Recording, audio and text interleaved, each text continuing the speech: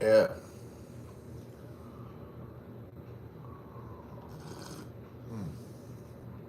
Tuesday morning. Yeah. Have some coffee.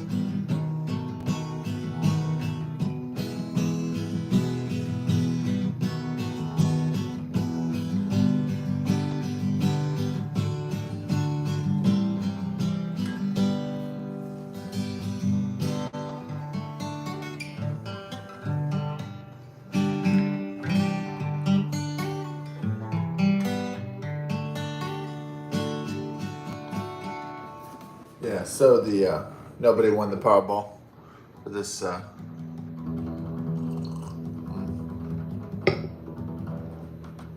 Monday. I just played 3 different Powerballs, so maybe I'd have a chance at winning a little something. A little something, something. Little something, something. Better than nothing.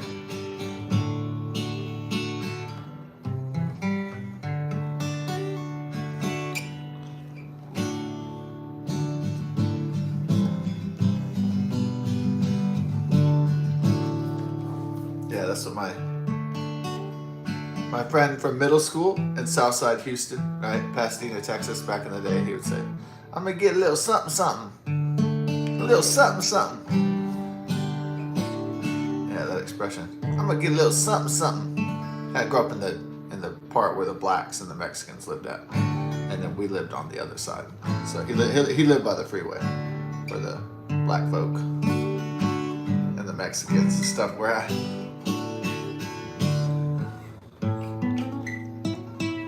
So he knew some street lingo. He knew some hood jive, right?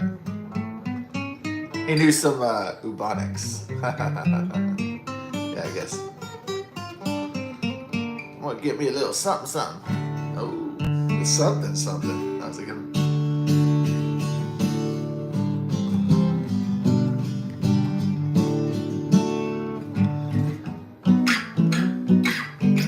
Yeah, Carl was kind of anti-politically correct.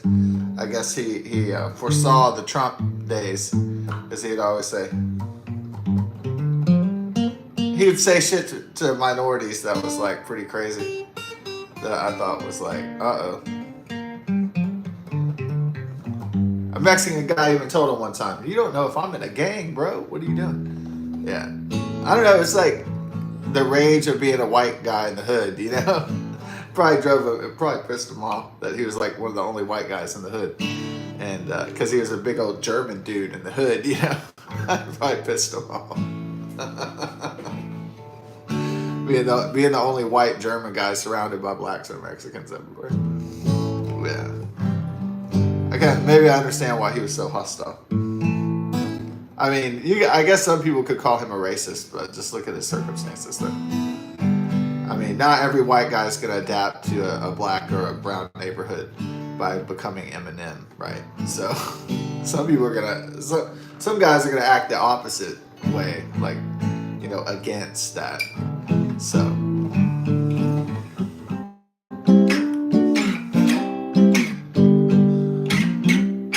Carl in the Hood, right? Yeah. His name might as well have been Franz or something. Franz in the Hood.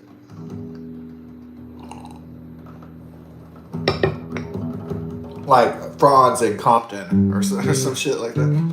Franz in Harlem.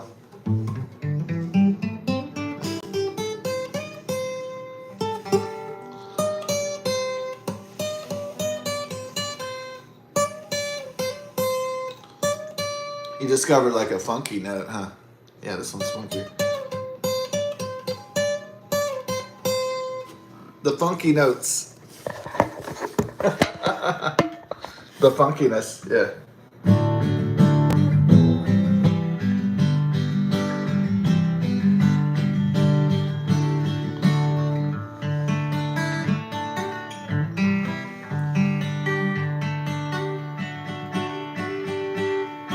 Yeah, I do find old country music to be pretty interesting. Even older commercial music, like let's say from the 1980s, 1990s, Dwight Yoakam, for instance. It's always about being alone and being drunk or something. Like,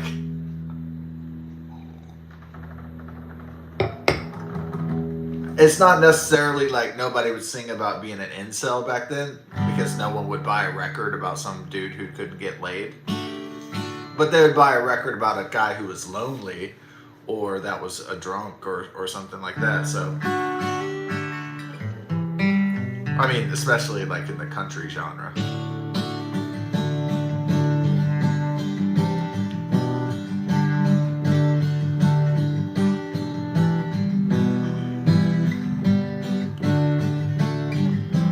Yeah, so like one of the old Dwight Yoakam hits was 1,000 Miles from Nowhere.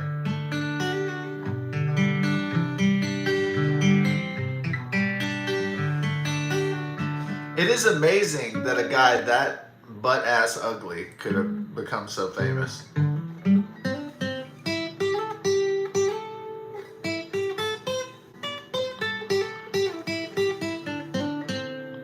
Yeah, it's like a guy that butt-ass ugly could become famous. But, you know, there's Mick Jagger and Steven Tyler. They're not exactly handsome dudes and kind of look like butt crack ugly. Really. Keith Richards. Yeah, these guys aren't really models. They're not all male models like Phil Collins, I guess.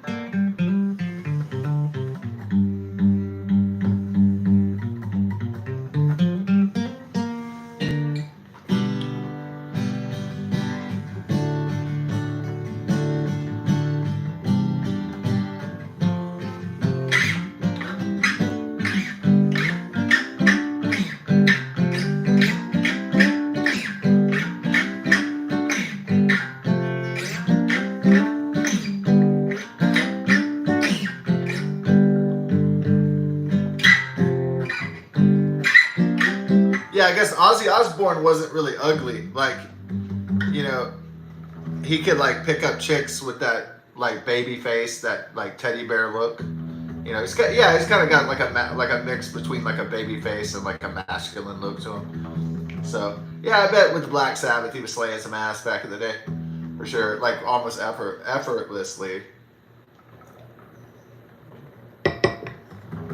I think because chicks automatically tie in musical like guys on stage with not just money and success always, but they tie it into confidence, and so that's a big like sexual turn on for women is confidence. You know, at least I've heard, and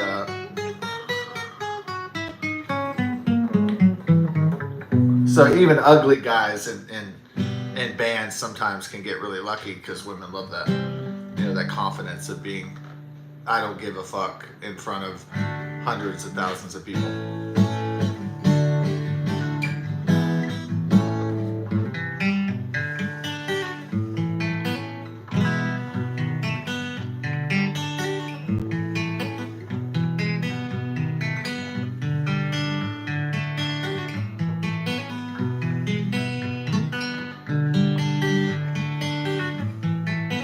So like rockers found out a long time ago, like they're like maybe a chick would never ever jump at them or sit on their lap or get even near them, and then if they got on stage or something, then they noticed they're like, hold on, the women are going crazy. Look, they're getting I'm not saying they're all stripping naked and shit, but you know what I mean. Like it's that whole cycle. It's one of those like psychology phenomenon.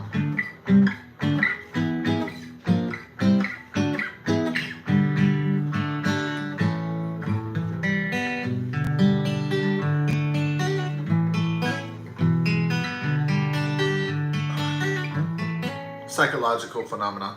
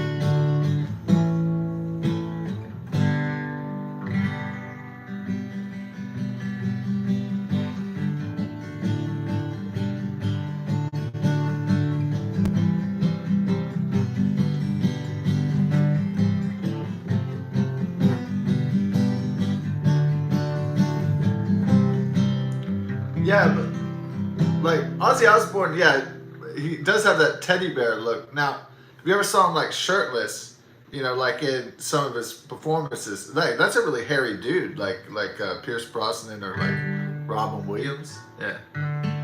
So he does kind of have that bear kind of look to him, kind of like savage kind of bear.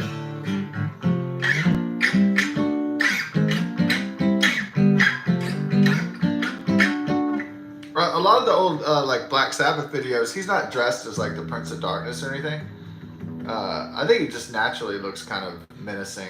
Like he could be clean cut and still look menacing. So I think, even though a lot of the rockers, they kind of went in the way of Alice Cooper and Marilyn Manson with the makeup and the darkness and the skulls and the blood.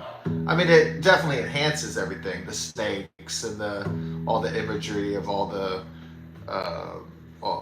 the dark things, the scary things. It's definitely. I think some performers like Ozzy Osbourne were so good and such talented singers and stuff. They didn't really need all that stuff. But I guess it does enhance the music videos and the shows. Obviously, it does like intensify the aesthetic and the drama and all that. So having the like imperial chair and having the long dark black hair and the makeup and the eyeshadow and the Count Dracula outfit and all that stuff, it does enhance it. Like, yeah, this is my first Halloween. This is everybody's first Halloween without Ozzy Osbourne. Yeah, that's a bummer. We might have to have an Ozzy Ween. Ozzy Ween.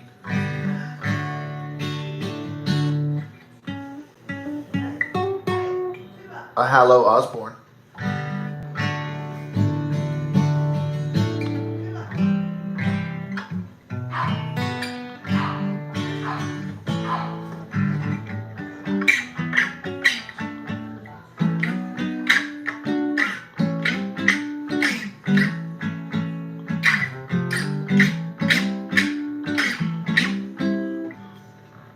I know why so many like musicians and artists why they stay up late at night playing guitar and stuff, because during the day, I mean, with all the people and everything, you really can't focus.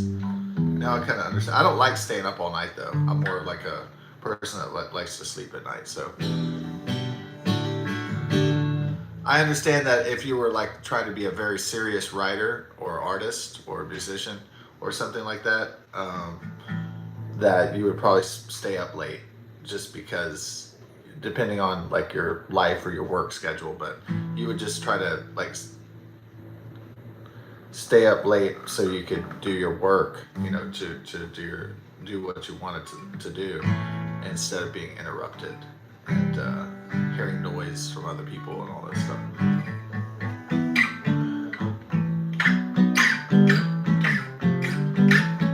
So I understand why a lot of artists stay up all night, or some people that just like peace and quiet, they stay up all night. But it's not just the outrageous Texas heat and humidity, but it's also the interruptions that happen with so many people in a big city as well. So that's another.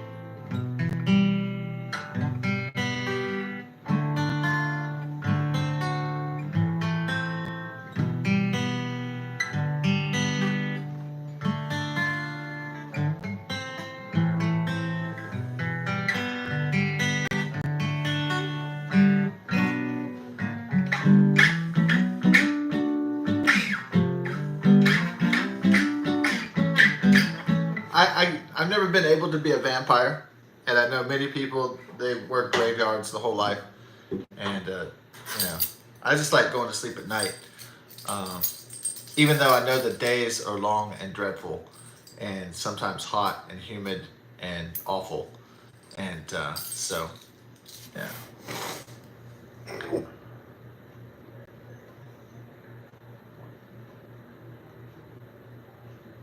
Some of my friends and neighbors have lived like vampires, and I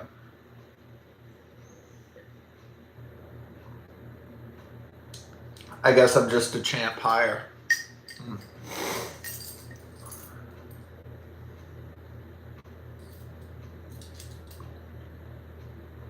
One of my old neighbors, Phil Waters, he's 92. He's kind of, I think after he's had 2 strokes and the life that he has, I think he's on his way out pretty soon. Yeah, because he's got that kind of like kind of sad sound in his voice. I haven't really heard from him in a while. That he had a very sad tone in his voice, like this is it, like oh shit, I'm about to die, and it's like sort of like you could hear it in the voice. It's sort of like a resignation, like there's no fight left, like there's nothing to do more, like this is it. It's time to just die, and I can sense that kind of hopelessness in his voice, and it's sad to hear that there's no fight left, that there's no strength left, that there's no hope left. And but besides just elder befuddlement and bewilderment from being overwhelmed by their lack of faculties, or their diminishing faculties, but it's also like a hopelessness. Like, okay, take me, oh dear God. And so unfortunately I can hear that kind of like, I can't handle the suffering anymore, take me away. Yeah, I can hear that in his voice. And yeah, I don't ever ask anybody what they're living for. Actually, I never ask someone that question, because I figure that's a personal question, why they're continuing to live. And so I don't believe in euthanasia either. I don't believe in mercy killings or anything like that. So I believe that people should be able to try to live the best they can for as long as they can. So, as long as they're able to do it. And so, yeah, and then, family members talking about Burden and Tokyo Story and stuff like that. Yeah, I think people should be able to live their best life and their healthiest life for as long as they can, dude. Yep. Oh, Tula time. No. Oh, Bella needs to go out? I think so. Oh, okay. I'll take Bella out. Okay. Come on, Tula, Bella. Love you. Come on. Okay. Hey, Tula. I love you. No problem. Hey, Tula. She keeps barking. She Okay, keeps barking. I'm going to take out. Come on, Tula. Okay, don't drop a whiz in here. Okay, I'll take out Bella. Ah. Oh, yeah. So, it is a mystery about Batman. Batman can stay out all night fighting crime, and then he has to go to work during the day and run his business. You know, how Batman does it. Sometimes, you know, they show in the movies where Batman oversleeps, and but it seems kind of impossible to do what Batman does. If he's supposed to be immortal, after all. I guess it'd make more sense if he was a vampire, but or a superhuman or something. Yeah.